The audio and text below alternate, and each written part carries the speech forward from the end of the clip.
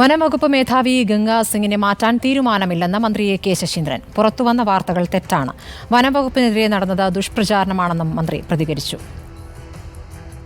അദ്ദേഹത്തെ മാറ്റാൻ ഒരു നീക്കവും നടന്നിട്ടില്ല. പക്ഷേ നിങ്ങൾക്കെല്ലാം അറിയുന്നത് പോലെ ചീഫ് വൈൽഡ് ലൈഫ് വാർഡൻ ഇനി പിരിയാൻ കുറച്ച് കാലമേ ഉള്ളൂ. അപ്പോൾ ഉദ്യോഗസ്ഥ തലത്തിൽ എല്ലാ കാലത്തും നടക്കുന്ന ഒരു സംഭവമാണ് ഉയർന്ന തസ്തികയിലിരിക്കുന്ന ആൾ ലീവ് എടുത്താൽ ആ വേക്കൻസിയിലേക്ക് പ്രൊമോഷൻ നൽകും. അങ്ങനെയൊരു നിർദ്ദേശം ഡിപ്പാർട്ട്മെൻറ്റിൽ നിന്ന് വന്നിട്ടുണ്ട്.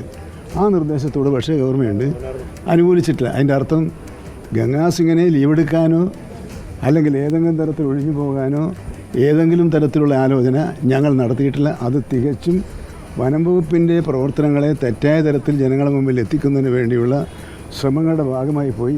അത് കഷ്ടമായി പോയി എന്നാണ് എനിക്ക് പറയാനുള്ളത്. സിനോജ് തോമസ് വിവരങ്ങളുമായി. സിനോജ്, ഇപ്പോൾ മന്ത്രി വാർത്ത പൂർണ്ണമായും നിഷേധിക്കുകയാണോ? യഥാർത്ഥത്തിൽ എന്താണ് സംഭവിച്ചത്?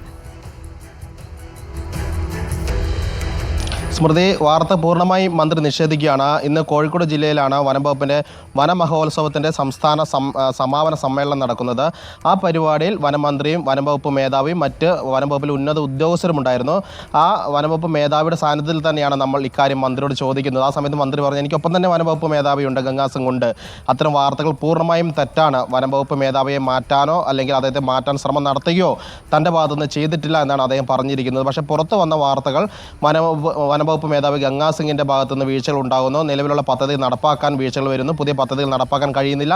അതുകൊണ്ട് മുഖ്യമന്ത്രിക്ക് വനംവകുപ്പ് മന്ത്രി കെ ശശീന്ദ്രൻ കത്ത് നൽകി എന്നായിരുന്നു വാർത്തകൾ പുറത്തു വന്നത്. അത്തരം വാർത്തകൾ വനംവകുപ്പിനെ നല്ല മുഖം നശിപ്പിക്കാൻ വേണ്ടിയുള്ള ശ്രമങ്ങളുടെ ഭാഗമായിട്ടുള്ള വാർത്തകൾ മാത്രമാണെന്നാണ് വനംവകുപ്പ് മേധാവിയെ സാക്ഷി നിർത്തിക്കൊണ്ട് കെ ശശീന്ദ്രൻ പറഞ്ഞിരിക്കുന്നത്. ഏതായാലും വാർത്തകളെ വനംവകുപ്പ് മന്ത്രി പൂർണ്ണമായി നിഷേധിക്കുകയാണ്. പക്ഷേ അദ്ദേഹം ഒരു കാര്യം പറയുന്നുണ്ട്, ചീഫ് വൈൽഡ് ലൈഫ് വാർഡനൊക്കെ തന്നെ അവധിയിൽ പോയാൽ പകരം ഒരു ഉദ്യോഗസ്ഥനെ നിയമിക്കാറുണ്ട്. അങ്ങനെ ഒരു അപേക്ഷ മാത്രം മുഖ്യമന്ത്രിക്ക് നൽകിയിരുന്നു എന്നുകൂടി അദ്ദേഹം പറഞ്ഞു വയ്ക്കുകയും ചെയ്യുന്നു. സ്മൃതി.